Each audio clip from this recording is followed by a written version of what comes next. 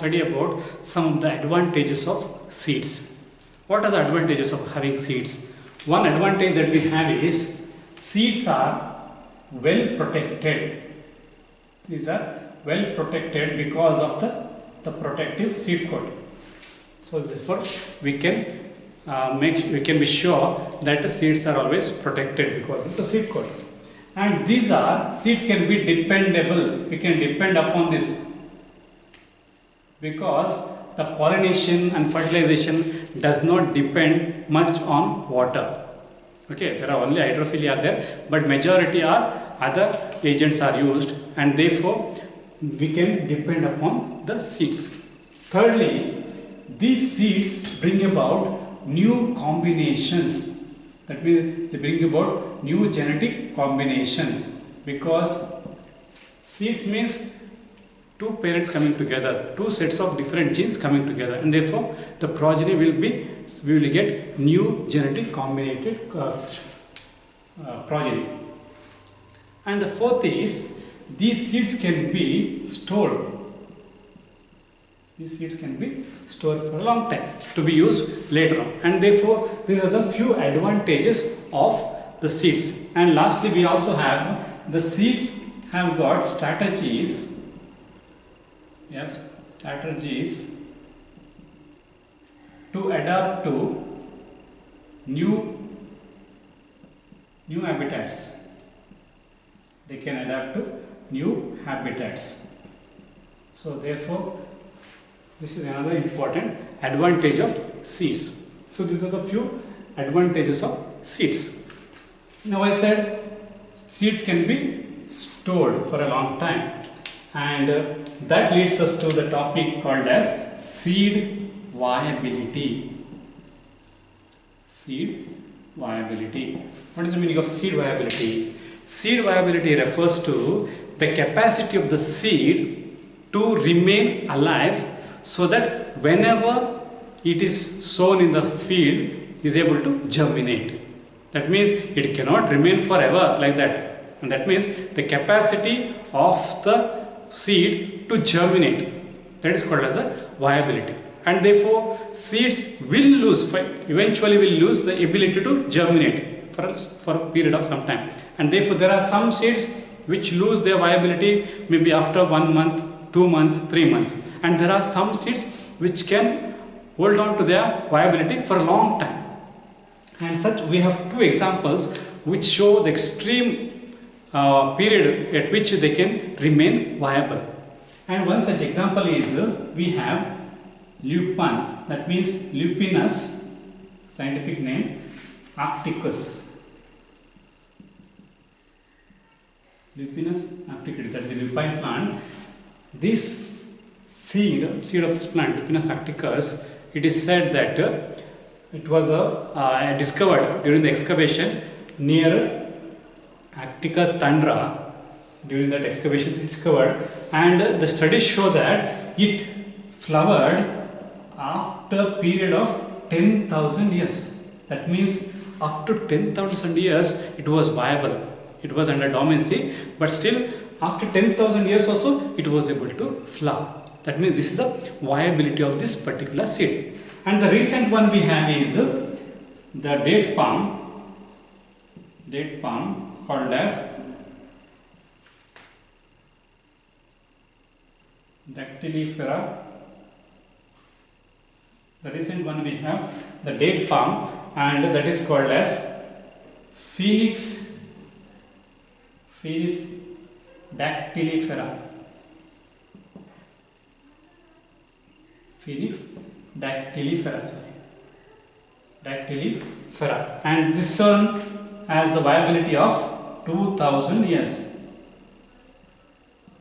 2000 years, and therefore this long the seed can survive.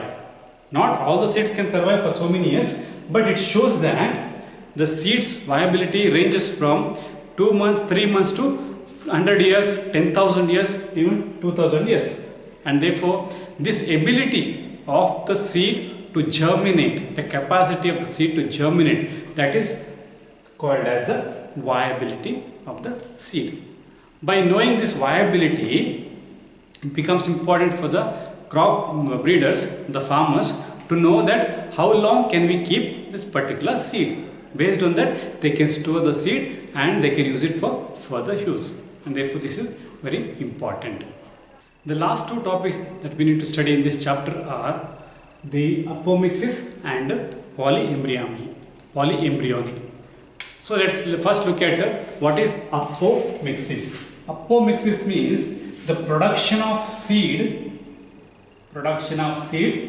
without fertilization.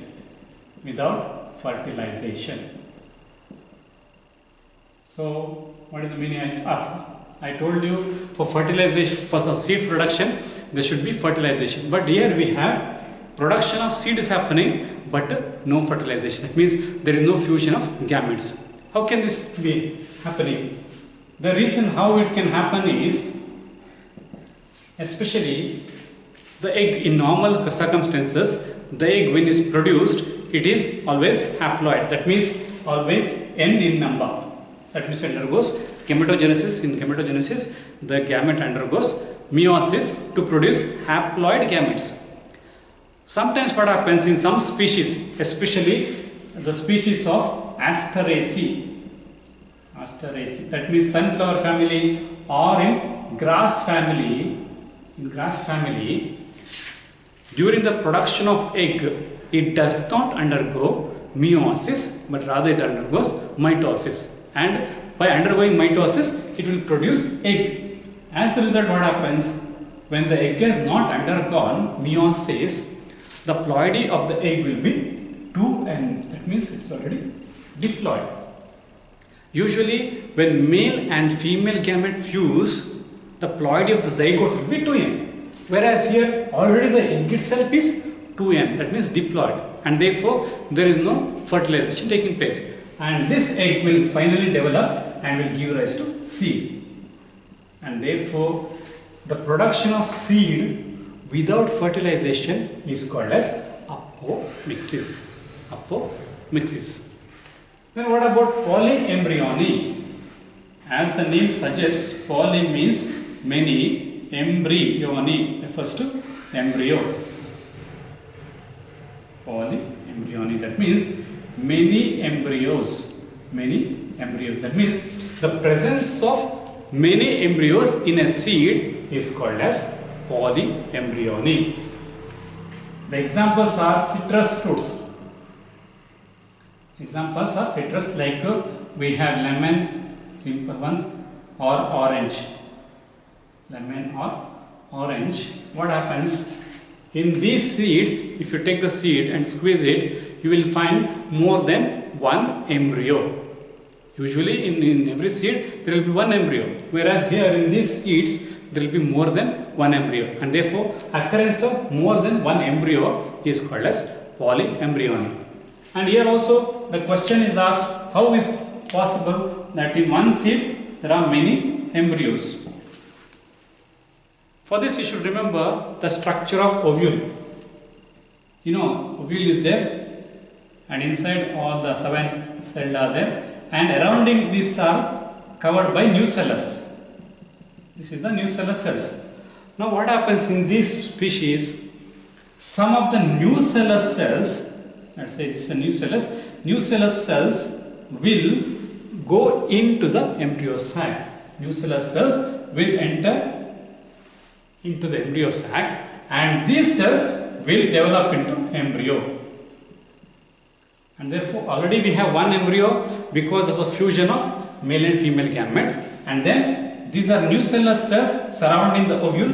They will also enter into the embryo sac and they will give rise to embryo, and therefore we have more than one embryo, and this phenomenon is called as the polyembryony.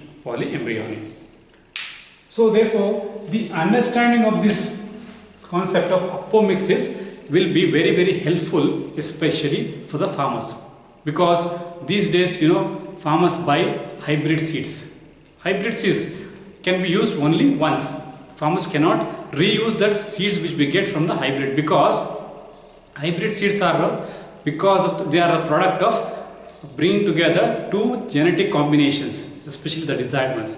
and when they produce seeds, they in turn produce seeds, the genes get separated, and therefore when we again put that same seed which are obtained from the plants, we will not get the same crop, and also they won't survive. Whereas if we have this apomixed seeds, the apomixed seed already the egg will be diploid, and therefore all the genes will be present in the egg itself, and therefore we can preserve these such seeds and use it for further, and therefore this knowledge will be very, very useful to the farmers. Therefore this is another thing that we may have be asked, what is apomixis and what is polyembryonic. So with this we almost finished entire chapter called as sexual reproduction in flowering plants.